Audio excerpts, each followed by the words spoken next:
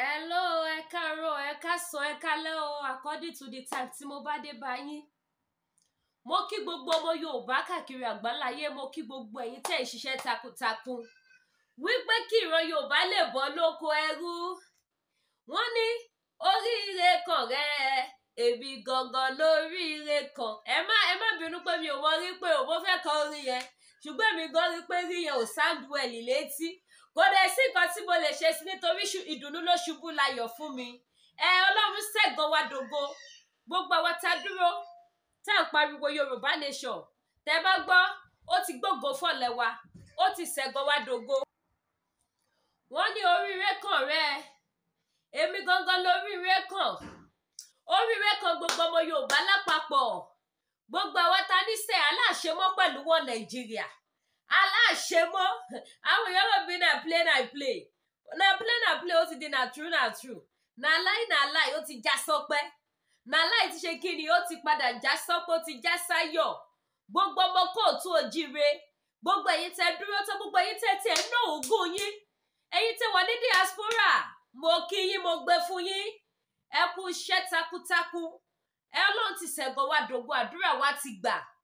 Ṣé kò ṣọ́ọ̀kì èèyàn nígbà tí Fúlàní sọ pé òun, Haúsá sọ pé òun ò bá Fúlàní ṣe mọ́ nílùú Nàìjíríà? Àwọn Haúsá ti fárígá. Wọ́n ní kò sí àjọṣepọ̀ kankan tó lè wáyé láàrin àwọn àti Fúlàní mọ́. Ẹyẹ is a good news. Ìròyìn ayọ̀, ìròyìn tó yẹ kí gbogbo wa ká gbàlù ká máa jó ni. Because àwọn Haúsá àtàwọn Fúlàní ni wọ́n support ara wọn tẹ́lẹ̀, tí wọ́n ń gbógun tiwa tó ní nothing can break Nigeria, nothing can divide this country. Nísìnyí ó ti dòwú sọ̀wù níbo kò sórí wọn bẹ́ẹ̀. Ọlọ́run lọ́lọ́run máa jẹ́. Iṣẹ́ tó lóhun bá lóhun ń ṣe. Ẹ̀yin kan wá from nowhere. Ẹ wá ti torí wípé tí ń jẹ nídìí ìbàjẹ́. Ẹ ti torí pé ẹ ti sọ láyé déyàn pàtàkì láwùjọ. Ẹlẹ́yin born to rule. Ẹ wá sọ wípé tíṣẹ́ yẹn bá wo ni. Kò possible. Gbogbo ẹ̀yin alálùbáríkà ọmọ Yorùbá tẹ́ dúró tó tí ẹ jẹ́ kó sú yín, tí ẹ jẹ́ kó rẹ̀ yín. Gbogbo ẹ̀yin tẹ́ dúró tí bàbá mi Májàsọ́lá Ìgbòho Òòṣà, ẹ̀yin tẹ́ dúró tí bàbá mi Professor Bánjí Akíntóyè. Gbogbo ẹ̀yin tẹ́ dúró tí àwa sọ̀rọ̀sọ̀rọ̀ lápapọ̀. Tẹ́ ẹ jẹ́ kójú kó tì wá, tẹ́ ẹ̀kúta bá ṣe ń tàn báyìí. Ẹ ti dé. Àwọn kan tiẹ̀ wá, wọ́n máa set notification wọn ni. Pé sẹ́ẹ̀ mo ṣàfẹ́mọ̀ bó ṣe lọ. Àwọn ẹlòmíràn ní news méjì tí wọ́n fẹ́ gbọ́ lórí social media ju ọ̀rọ̀ Yorùbá nation lọ. Gbogbo yín pátápátá tẹ́ wà nírú position yẹn. Mo gbàládùra fún yín pé ìwọ̀nba díẹ̀ fẹ́rẹ́fẹ́ tó kù ká gba Yorùbá nation yìí. Ẹ ní dòkú, ẹ ní dẹ́ni àná. Mi ò ní gbúra burú lórí yín. Àní rántí yín nínú sàárè. Àní rántí yín nínú àìsàn. Ọmọ Yorùbá, ẹ jẹ́ kíra wa kú oríire. Ṣèbọn ní kò sẹ́ni tó lè break Nàìjíríà. Táwọn fún ara wọn bá wá yọ àáké, àwa fẹ́ bá wọn yọ àdá àti tẹ́lẹ̀ ni. Ṣùgbọ́n nísìn, àwọn fún ara wọn tí wọ́n bá débi tó jẹ́ pé àáké ló máa lò. Wọ́n á ṣá yàmàyàmà. Ṣé làwa ní pé kọ́jẹ́ ká máa lọ, kí ló ṣe kíní tó hang bẹ́ẹ̀? Àwa ní kọ́jẹ́ ká máa lọ, kí Yorùbá máa lọ, kí Yorùbá dá dúró. Inú mi ń dùn. Ẹ bá mi share. Ẹ bá mi pín fídíò yìí. Àwa nítò dá Nàìjíríà rú o. Pín Nàìjíríà o. Àwa kò fẹ́ yọ kúrò láàrin yín ní ká dá dúró. Kẹ́yìn Haúsá àti Fúlàní kẹ́ máa ṣe wọ́n Nàìjíríà lọ. Ṣùgbọ́n nísìnyí Haúsá ti fárígá, ó ní kò sí nǹkan tó jọ. Àwọn Haúsá ti yarí. Wọ́n ní kò sí nǹkan kan tó jọ.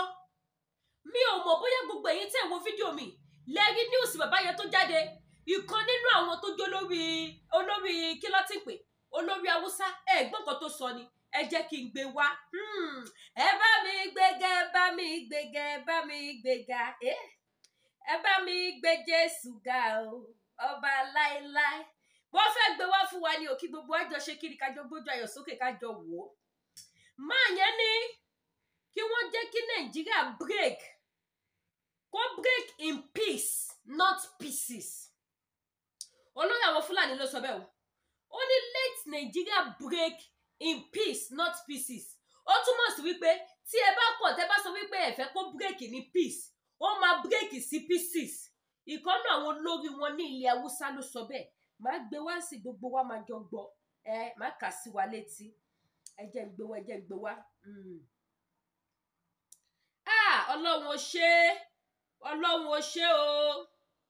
Ọlọ́run ṣe nǹkan tí wọ́n rò pé kò lè ṣeé ṣe ẹ wo bọ́lọ́run ayọ̀ bó ṣe ṣe actually gbogbo àwọn Nigerian news yẹn kò kí n fi bẹ́ẹ̀ ṣí lọ́dọ̀ ti tèmi bíbà Canadian government wọ́n go against ẹ̀ but màá try láti ṣí díẹ̀ yes ibi tí n bá rí ṣí tó bá lòdùdé má dẹ̀ fi hàn yín ẹ lè mọ̀ pé confam lẹ́yìn tí bá fi yẹn hàn yín tán ká lè mọ̀ pé news ti gbé aláwọ̀ pípín láwọn òjò ṣe papọ̀ mọ́ nígbà táwùsá ti yarí tó lòun ò bá Fúlàní ṣe yíbò yarí lòun ò bá Fúlàní ṣe yìí Biafra yarí wọn làwọn ò bá Haúsá ṣe aláwọ̀ ò bá Fúlàní ṣe ẹjọ́ táwa ló fẹ́ bá Fúlàní ṣe tọ́jọ́ fẹ́ máa jẹ́ wọ́n Nàìjíríà ẹ rí i pé Nàìjíríà ti cut into pieces ó ti cut into pieces kò cut into peace Haúsá lòun ò bá Fúlàní ṣe Yorùbá lòun ò bá Fúlàní ṣe Biafra lòun ò bá Fúlàní ṣe ta ló tún wá kù Nàìjíríà ẹ bá mi pọ́ lọ tóbi lọ́ba òun nìyí Aláàjì mo ń bọ̀ òun nìyí ẹ jẹ́ kó fi wọ̀nyí ná ẹ jẹ́ fi wọ̀nyí news yẹn ò ní ṣí dáadáa torí Canada wọn ò gbàgbàkúgbà wọn ò gbà ẹni tó sọ lélẹ̀ òun lẹ́ wò ẹni tó sọ nì nínú àwọn àgbààgbà Haúsá tó ní pé let Nigeria break into peace not pieces òwe ló pa fún wọn ẹ fi sùúrù jẹ́ ká pín ìlú yìí ẹ jẹ́ ká pín ìlú yìí ní ayọ̀ àti àlàáfíà kó má di wípé ó máa pín yẹlẹyẹlẹ tí ẹ ní rí ṣàmọ́ tí ẹ ní ṣe kíni tí ẹ ní rí ṣàmọ́ tó máa fọ́ káyọ̀gọ̀yọ̀gọ̀ Ọlọ́run ti ṣe àní 2024 ṣé yí gbogbo èyí tẹ ṣì dẹ́ṣẹ̀ náà láì gbogbo èyí tẹ wá àwọn fẹnugba nation ó máa ṣọ́ọ̀kì gbogbo yín ṣé ibi tí iná yẹn ti máa jó wà láìtàláì kò sẹ́ni tó mọ̀ ibi tí iná yẹn tó ti máa ṣe kiri tó ti máa jó wá kò sí ẹnikẹ́ni tó lè sọ ìjẹ́ mi àti ẹ̀yin bílífù wípé àwọn àgbààgbà Haúsá bíi irú máa yìí sìn wípé wọ́n lè bọ́ síta kí wọ́n wá máa sọ wípé kí Nàìjíríà kó break in peace kó break pẹ̀lú àlàáfíà kó má padà break sí wẹ́lẹ́wẹ́lẹ́ into pieces ṣé mi àti yín expect wípé irú yẹn lè ṣẹlẹ̀ kò wá tán síbẹ̀ tí a bá rí news ṣí ẹ lọ wò ó wà online ẹ lọ gọ́gù ẹ̀ kò sí bójúbójú bẹ́ẹ̀ mo fẹ́ try láti ṣí Daily Trust ló gbé jáde Daily Trust òun ló gbé news yẹn jáde Daily Trust tó gbé jáde ni Daily Trust àwọn ni wọ́n gbé news yẹn jáde ẹ lọ wò lórí Daily Trust now ẹ wá jẹ́ kí n fún yín ní tó jẹ́ ti fídíò tábàárí ti newspaper ṣí ká gbé ti video evidence ẹ̀rí máa jẹ́ mi nìṣó àní Nàìjíríà ti pín ẹ̀yin tí ẹ bá ti mọ ibi tẹ́ fẹ́ jà sí ó bẹ́tà kẹ́ tètè wake up Ọlọ́run ti ṣẹ̀gọ́ títí wa dògbó ti gbòògó fọ̀lẹ́wà àwa ti mọ ibi tá ti ń bọ̀ àti mọ ibi tá dé dúró àti mọ ibi tá ń lọ àwa ti mọ̀ wípé Yorùbá nation pínpín orílẹ̀-èdè location 9 òun ni final says òun ni final gbogbo ọmọ Yorùbá ẹ máa jó ẹ máa yọ̀ ẹ máa kọrin ọpẹ́ Ọlọ́run ṣe iṣẹ́ yẹn ní ọ̀nà ìyanu ọ̀nà tẹ́nibọ́dì ò expect òun lọ́lọ́run ń gbà yọ sí wa lórí struggle yìí òun lọ́lọ́run ń gbà fi ṣiṣẹ́ lórí movement yìí gbogbo ẹ̀yin tẹ́ bá ṣe lọ lúgọ àbí ẹ lọ gbé ìsẹ́yìn àbòsí yóò yọwọ́ tí yín ti bá yín kò sẹ́ni tó máa sọ fún yín ẹ gbọ́ tí yín ti bá yín ó bẹ́tà kẹ́ tètè pé òróǹro àti ẹ̀dọ̀fóró nú yín kẹ́ tètè mọ ìtẹ́fẹ́ ṣe kẹ́ mọ bí tẹ́fẹ́ yà sí kẹ́ má bàa lélẹ̀ kẹ́ má bàa dèrò ẹ̀yìn ó ṣàn fún mi lè dèrò ẹ̀yìn lórí ọ̀rọ̀ Yorùbá nation yìí láyé bókù ẹ̀mí kan máa fi polongo Yorùbá nation tá a máa fi gbà tọ́kílẹ̀sì pé ẹ̀mí yóò ní bọ́ àjọ máa ṣe kí ni àjọ máa gbégbá ọpẹ́ àjọ máa gbé àsíá yẹn sókè ni Yorùbá nation no going back ijó ọpẹ́ ti délẹ̀ ẹ tètè lọ máa practice orin ọpẹ́ tẹ́ máa kọ lórí struggle yìí náà ẹ jẹ́ ń gbé fídíò wá fún yín ó lẹ́tìkẹ́ ó kà màmá ẹ gbọ́ ó kà màmá ẹ bá mi gbójú ayọ̀ sókè yìí tẹ́ bá wò mí for the first time ẹ bá mi share ètò ẹ bá mi pariwo kẹ́ polongo ẹ̀ síta Yorùbá nation ọlọ́pẹ́ ni wá, ijó ọpẹ́ wa dà, ijó ọpẹ́ wa rèé. Haúsá yarí, ó lòun ò bá Fúlàní ṣe mọ́. Ìgbà tá láwọn Fúlàní ń pa àwọn èèyàn, Fúlàní ṣe lè ó ṣe lè. Àwọn Haúsá pẹ̀lẹ́ ni tó support wọn pé there is nothing like that. So why are they not coming out to sing? Kọ́wọ́ bá sọ wípé let Nigeria break in peace, not peace. Wàláì ó fọ́ọ̀nì, ó ṣọ́ọ̀kì mi, ó dùn mọ́ mi inú, ó dùn mọ́ mi láti bíbá ẹ̀ désàlẹ̀ gbọ̀n. Ẹlẹ́ náà tún bọ́ síta, ó lọ́wọ́ ò bá Fúlàní ṣe mọ́. Ẹja gbọ́ tẹ́lẹ̀, ẹ bá mi gbójú ayọ̀ sókè, ojú yóò lè fọ́. Ó yá, gbóhùn sókè jọ̀jọ̀. Ó dùn mọ́ wa. Assalamu alaikum. Wa alaikum salam. I am the obedient from Sokoto. I want to give you a history that you all know and the future that is about to happen today. We have this saying that all the North, especially our brothers from the East, they used to call us the Hausas, generally in the North. But we want to tell you something. We, the Hausas, we have differentiate ourselves now from the Fulanis. Yes. For what? Why differentiate yourself? Pause first and share the video to go so that some people should know. The Hausa people now are against the Fulani people squarely. It is nothing you can do about this now. And you know, from the beginning to whatever it is, the Fulani people has been ruling this country, not the Hausa people. The Fulani has emirate everywhere around the north, not we the Hausa people. Now, there is something that happened that I want to tell you that is the future. You know, the Hausas, we the Hausas have given up on the Fulanis. And like it is, we are having some clash. I want to tell you this clash now is the clash of the Titans. Because something happened within the Fulanis. We know we in the Sokoto state, we have villages. Some villages belong to the Fulanis and some villages belong to the Hausas. All the attack in Sokoto state, there is no one attack in the villages of the Fulani people. It's all in the Hausas. And now the Hausas have already opened their eyes. They are now aware of what is happening. There is one attack that happened last 2 weeks.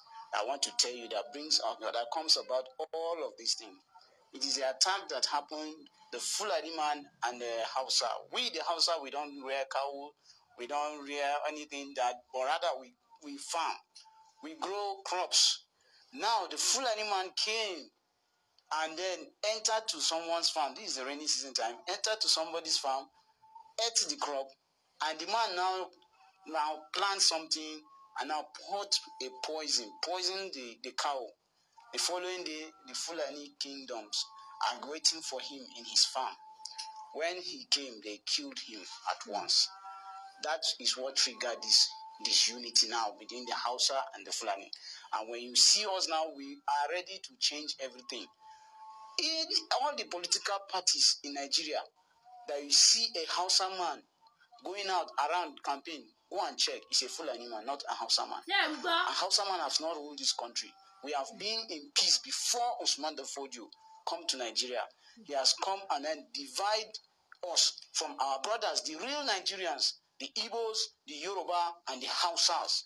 Now the Fulani has taken over everything from us. They have deceived our great-grandfathers. They deceived our grandfathers. They deceived our fathers. And now it is our time. Thank God for the social media that you can hear this and share. Let it go viral to everywhere so that people we know that there is a division now between the Hausa and the Fulani. And I'm telling you, next segment you see what we want to tell you from this video so that you understand that there is really a division. Like I was saying, we should try and share the video so that it will go viral. As you are listening, you a Hausa man that have listened to this thing, yanzu akwai bambanci da Fulani da Bahaushe. Ni ina tabbatar ma akwai bambancin kuma shine yanzu nan mun gane Fulani suna ta kashe mu a banza. They have been killing us. And we should not take religion something to take it like it is okay. Okay, if it is fighting for religion, why are they killing the Hausas? Why are they killing us, the Hausas? It is not supposed to be so. And that is why I'm telling you now, the Igbo, the Yoruba, the Hausas are the major tribes in Nigeria. We should not be left out. People will be telling you that Fulani Hausa, there's nothing like Fulani Hausa. It is Fulani and there is Hausa. There's nothing. So share this video, let it go to places, let it go to especially the Hausa groups. If you have all these Hausa groups, please share it so that people will see. Even though you want to, the market, just share it so that somebody will know that, yes, there is something that is going on. A revolution. Thank you. Ẹ̀yin bàbá kí lẹ gbọ́ yìí? Kí lẹ gbọ́ tí wọ́n sọ? Kì í ṣàṣẹ mi ni mo sọ. Ẹ bá wa jù fáwọn wọn Nàìjíríà. Ẹ bá wa jù fún wọn nígbà tá à ń sọ fún wọn wípé kò sí ni bẹ́ẹ̀ ṣe lè fi Yorùbá jẹ president of Nigeria kò lè ever rule. Kò sí bẹ́ẹ̀ ṣe lè fi Yíbò jẹ president of Nigeria kò lè ever rule. Ẹgbọ́n nǹkan tí Haúsá máa sọ, ó ní Fúlàní ló rúlu Nàìjíríà. Ẹ̀yin èèyàn ẹ gbọ́, ó ní Fúlàní ló rúlu Nàìjíríà. Mind you, àwọn people ìbọn síta wọ́n sọ, but a lot of people rò pé ọ̀rọ̀ orí ahọ́n lásán ni. Fúlàní jẹ́ kó yé wa wípé they are born to rule. But they are born to rule. And there are the people that is ruling Nigeria. But a lot of people was thinking maybe propaganda. We are lying. We are doing this. We are doing that. I hope you are not there for you only one Nigeria, but we share there for see. You can hear this clearly from Hausa man. Hausa man enlighten wa ó jẹ́ kó yé wa wípé àwọn ti differentiate ara wọn kúrò lára àwọn Fúlàní because of what they are doing. And they were the people to rule Nigeria, so they don't want to have anything to do with them anymore. And this is not the first man that will come outside from the Hausa tribe that will say this. And ẹ má gbàgbé wípé before Hausa will take any step, wọ́n ti ṣe meeting ẹ̀yin dán, ẹ̀yin lẹ́nu títí yóò kì í bò. Ẹ̀yin lẹ máa ṣèpàdé, lẹ máa gbé lọ fọ́tà. Hausa man, ó máa ṣe meeting, ó máa sí lẹ́nu wọn. Èyí tó bá fẹ́ kí gbogbo ayé gbọ́ ló máa gbọ́. Kó tó di wípé àwọn àgbààgbà Hausa yìí ti ń bọ́ síta ń sìn, tó ti sọ wípé àwọn ò ní ìkankan ṣe pẹ̀lú àwọn Fúlàní mọ́, ó túmọ̀ sí wípé wọ́n ti ya gbogbo máàpù wọn. Àwọn gan ti wàṣà láti pé anything tó bá fẹ́ ṣẹlẹ̀, ó máa bá àwọn lákọ. Kò ní bá wọn lábo. Kì í ṣe ìgbà tí wọ́n bọ́ síta tí wọ́n ṣe fídíò yìí ni wọ́n ṣẹ̀ṣẹ̀ bẹ̀rẹ̀ sí ní plan ẹ̀ wípé àníṣe àní bá àwọn people ìṣe mọ́. Dájúdájú pẹ̀lú gbogbo bí àwọn àgbààgbà wọn ṣe ń bọ́ ta, ó pọ̀ gan. Ó fi hàn wípé mo fẹ́ lè sọ wípé kì í ṣọ̀rọ̀ 4 years, kì í ṣọ̀rọ̀ 5 years táwọn people ìtọ́ ti ń plan ẹ̀ lábẹ́lẹ̀ pé àwọn máa yára wọn pẹ̀lú Hausa, pẹ̀lú Fúlàní. Tí àwọn Hausa ti ń plan ẹ̀ wípé àwọn máa yọra wọn pẹ̀lú Fúlàní. Yorùbá nation títí wọn ìwé èèyàn tí ìran Yorùbá jẹ́. Àwọn ò kì í ṣe ẹni tó máa ṣe tó jẹ́ slow poison. Hausa slow poison ni wọ́n. Nǹkan tó fẹ́ ṣe wọ́n máa ṣe lábẹ́lẹ̀, wọ́n máa ṣe lábẹ́lẹ̀. Òjijì báyìí wọ́n kàn yọ síyàn ló máa báyàn lójijì. Ṣùgbọ́n àwa ti wá, a máa jẹ́ kẹ́ mọ bí tá à ń lọ, a máa jẹ́ kẹ́ mọ bí tẹ́ ti ń bọ̀. Ẹ̀yà tí Ọlọ́run dá ìran Yorùbá, òun nìyẹn. Àwọn people ti make up mind wọn because wọ́n sọ wọ́n di slave ní Nàìjíríà. Ẹgbẹ́ ohun tí màá sọ, ó ní so many things tó ń ṣẹlẹ̀ níbìkan kò ṣẹlẹ̀ níbìkan. Àwọn nǹkan tó ń ṣẹlẹ̀ ní ilẹ̀ Hausa kò ṣẹlẹ̀ ní ìlú àwọn Fúlàní. Tí a bá dẹ̀ máa sọ àálà àwọn Hausa ló ń pa wá, àálà àwọn Fúlàní ló ń pa wá. Meanwhile àwọn Hausa go gbádùn ayé ara wọn. Wàhálà ó dùn mọ́ mi. Àwọn Hausa ò gbádùn ara wọn, Fúlàní ò wọ́n lè mọ̀. Fúlàní fojú wọn máa bọ́. Ẹgbọ́gbà tí màá máa sọ, ó ní àwọn mẹ́ta tí wọ́n ṣe kíni tó yẹ kí wọ́n máa rúlù Nàìjíríà. Ó ní Hausa, Yíbò, Yorùbá. Ó ní Fúlàní is not among them. Ó ní but lọ́jọ́ tòní Fúlàní ti take over, Fúlàní ti gbàjọba. Fúlàní ló rúlù Nàìjíríà. Fúlàní ló ń jayé káyé nílùú Nàìjíríà. Fúlàní ló ń fà wọ́n lábẹ́yà. Fúlàní ló ń jí wọn gbé tó gbowó. Tí ó sì sí nǹkan kan tó rí ṣe fún wọn. Wọ́n ní fún díẹ̀ yìí àwọn ò bá wọn ṣe mọ́, kì í ṣe pé àwọn ò fẹ́, àwọn ò bá wọn ṣe mọ́, wọ́n declare ni.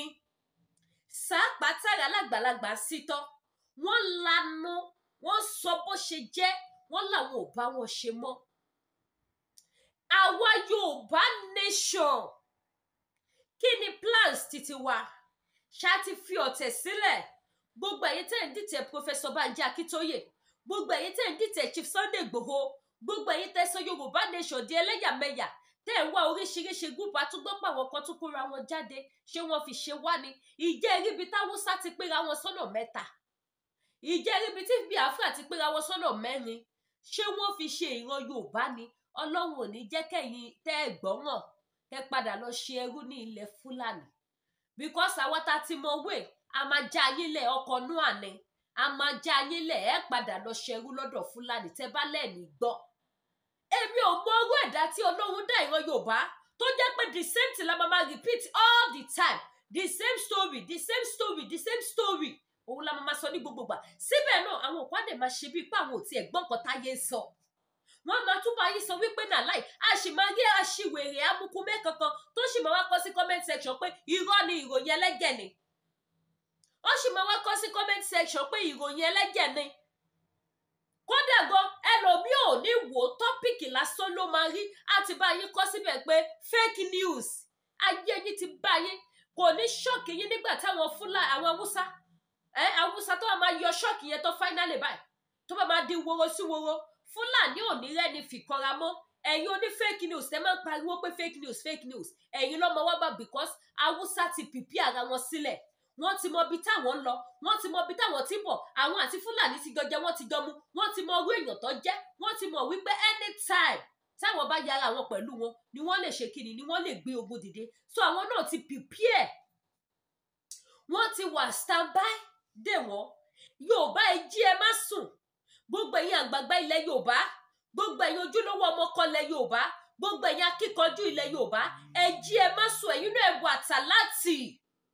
tẹ bá sùn ẹ má díjú méjèèjì kò sẹ́ni tó mọ̀gbà tọkọ ìyàwó lè dé lọ́rọ̀ tó wà lẹ̀ kò sẹ́ni tó mọ̀gbà tí Kàsálà lè bọ́ọ̀sì ní Nàìjíríà tẹ bá ló fọkàn sí pẹ́lẹ̀ Yorùbá ló máa ti bọ́ọ̀sì tí ó bá bọ́ọ̀sì ń bẹ̀ kọ́ tó jẹ́ pé ibi tẹ̀ tí ẹ̀rọ kan a lot of people ọ̀rọ̀ kan wípé Haúsá lè yarí pàwọn ò bá Fúlàní ṣe mọ̀nà tó bá jẹ́bi tí ẹ̀ fi ọkàn sí ló bá ti lọ bọ́ọ̀sì nǹkan báwo lẹ ṣe fẹ́ ṣe tó bá jẹ́ pé gbà tẹ́ ẹ̀ lérò rárá ló kàn di woro sí woro ibi tá ti ń sọ̀rọ̀ iṣẹ́ rò pé kò lè di woro sí woro ni ibi tá ìgòkó sí tẹ́ tí wò mí ṣe rò pé kò lè di woro sí woro ṣé yìí jẹ́ bí Ọlọ́run ni ṣé jẹ́ bí Ọlọ́run ni òun la ṣe sọ fún yín pé ọlọ́gbẹ́ èèyàn máa ń pọn mí lẹ́dọ̀ọ́gbẹ́ ni ẹ lọ pọn mí lẹ́dọ̀ọ́gbẹ́ yín ẹ má jẹ́ kí kinní bá yín lójijì ó máa ṣẹlẹ̀ ní Nàìjíríà ká má parọ́ tọ́ra wa because ó ti sú Haúsá ó ti sú Yíbò ó ti sú Yorùbá a lè continue pẹ̀lú ìgbéyàwó túláàsì tó wá sọ wá di ẹrú fún àwọn dáràndáràn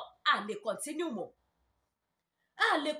mọ́ a gbọ́dọ̀ jí kúrò ní ojú oorun wa kí ìran wa bọ́ lóko ẹrú gbogbo ìpìlẹ̀ tó ti bàjẹ́ ká bẹ̀rẹ̀ sí ní wá bá ṣe máa túnṣe wọn Nàìjíríà ò lè wọ́ọ̀kì mọ́ láyé àti láyé gbogbo ẹnu ni mo fi ń sọ gbogbo ìgbà kò lè wọ́ọ̀kì mọ́ ẹ jí ẹ má sùn nígi jù bẹ́ẹ̀ lọ lórí ètò mo kàn ní kí sáré mú ròyìn ayọ̀ yìí wá fún yín ni ẹ̀yin ìyá ẹ̀yin bàbá mo kàn ní kí sáré ṣe kíni kí sáré wá já yín sí ni eléyìí tá tún ṣe kíni tá tún rí ká máa jó ká máa yọ̀ ká gbalu ni ká túbọ̀ máa sọ fún Ọlọ́run wípé Ọlọ́run aláṣepé ni ẹ ò kì í ṣiṣẹ́ láàbọ̀ bá wa ṣe láṣepé ní kíákíákíá ẹgbẹ́ má jẹ́ ká tọrọ àwọn ẹni bá sọ fún yín wípé àdúrà ò gbà ẹ sọ fún wípé àdúrà tí ẹ ní ò gbà òun ni kó lọ́wọ́ ara ẹ wò òun ni kó wo bó ṣe ń ṣe ṣáyé gbogbo ìta ṣe láàárọ̀ lọ́sàn-án lálẹ́ gbogbo ẹ̀yin tẹ́ wà ní diaspora ẹ má rò bóyá Ọlọ́run ò rí yín o bẹ́ẹ̀ ṣe ń tiraka nínú òtútù burúkú tó bá máa bọ́ sásìkò sọ́mà máa yarí ó máa mú lódì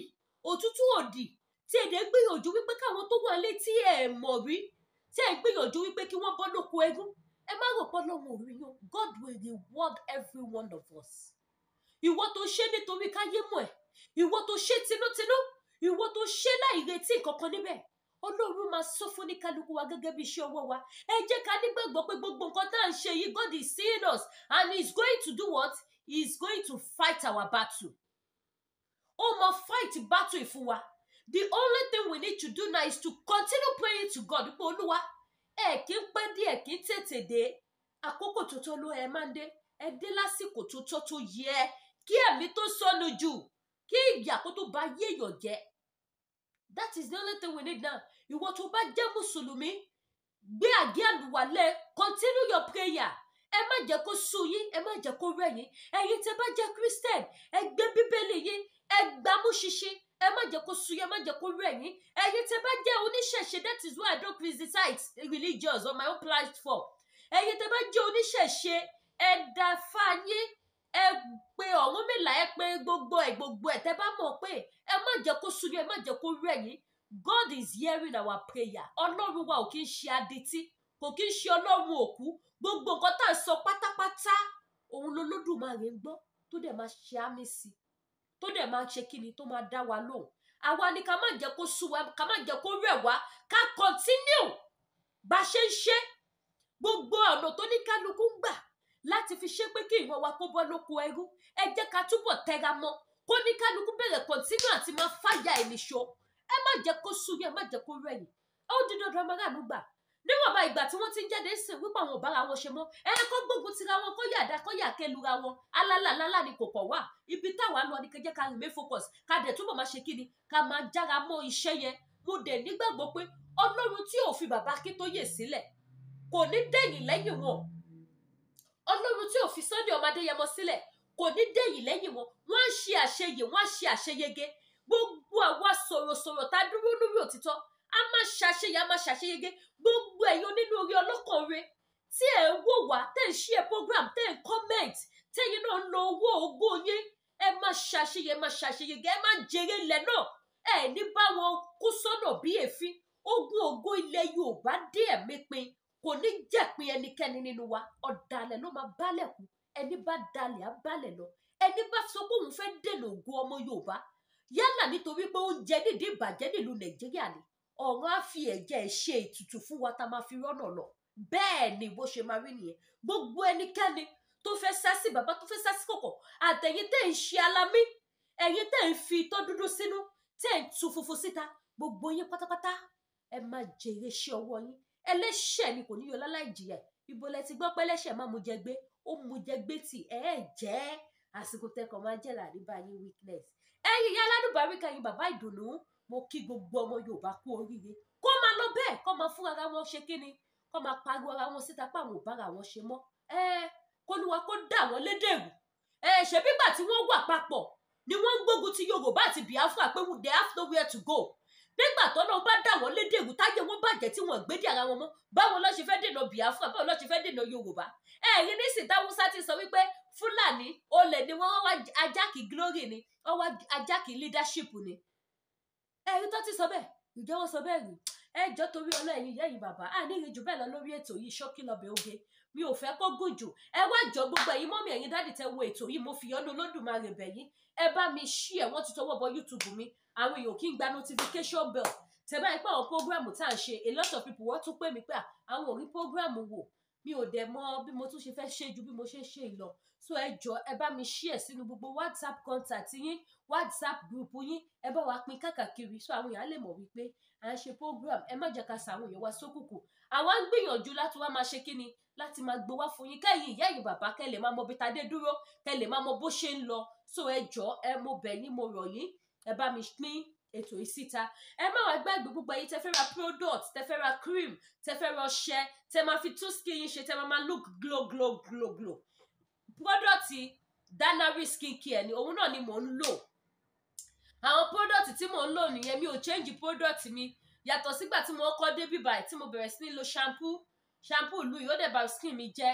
Lẹ́yìn yẹn mo tún padà sí product tí mo lò tẹ́lẹ̀, which is Danari skincare product tí mo ti ń lò láti 2020. So gbogbo ẹ̀yin mọ́mì, ẹ̀yin dáàdì tẹ́ fẹ́ tún body ṣe, ilé ọdún ti dé, ẹ̀yin tẹ́ fẹ́ lọ ilé ọdún tẹ́ wò pé báwo mo ṣe fẹ́ tún skin mi ṣe, káwọn olólùfẹ́ mi rí mi kọ́ pé yes, ọmọ dára, ó dẹ̀ jẹ́ ọmọ rẹ̀ wà síbẹ̀. Either ọkùnrin ni obìnrin ni yín, ẹ pè mí lórí WhatsApp number tẹ́ wò lójú screen kí n fún yín ní phone number iléeṣẹ́ Danari skincare. Tó bá jẹ́ face nìkan lẹ fẹ́ treat, wọ́n ní ọṣẹ àti cream tẹ́ lè lò fún face yín. Ẹ má tún wá gbàgbé gbogbo ẹ̀yin tẹ́ bá fẹ́ treat jẹ̀díjẹ̀dí, ẹ̀yin tẹ́ need àgúnmu manpower, ẹ̀yin tẹ́ need ti diabetes, ẹ̀yin tẹ́ need ti high blood pressure, ti flat tummy àti bẹ́ẹ̀ bẹ́ẹ̀ lọ ní iléeṣẹ́ T-Health Natural Herbal. Ìlú Èkó ni wọ́n kalẹ̀ sí. Gbogbo ẹ̀yin tẹ́ bá fẹ́ àwọn product wọn, their product is very active. Ó wà very, very active, which I'm proud of it because àwọn èèyàn rà wọ́n dẹ̀ ṣe kíni, wọ́n ń gbé òṣùbà fún Ọlọ́run, kì í ṣe fún mi o. Ọlọ́run ni, because Ọlọ́run ló ní gbogbo agbára ní ìkáwọ́, òun ló lágbára ewé àti egbò, so wọ́n gbóṣùbà fún Ọlọ́run, òun ló dá wọn. So gbogbo ẹ̀yin tẹ́ bá ní àwọn product yẹn, ẹ pè mí lórí WhatsApp number tẹ́ ń wò lójú screen, kí n fún yín ní phone number. Lágbára Ọlọ́run, ọdún ayọ̀ la máa ṣe. Iléyá tó ń bọ̀ yìí kò ní bá wa ní sàréè, kò ní bá wa ní bòjì, kò ní bá wa lọ́spítù, kò ní bá wa lọ́gbà wèrè, kò ní bá wa lọ́gbà ẹ̀wọ̀n láṣẹ Èdùmàrè. Ẹ ṣé gan, mo dúpẹ́. Ire o.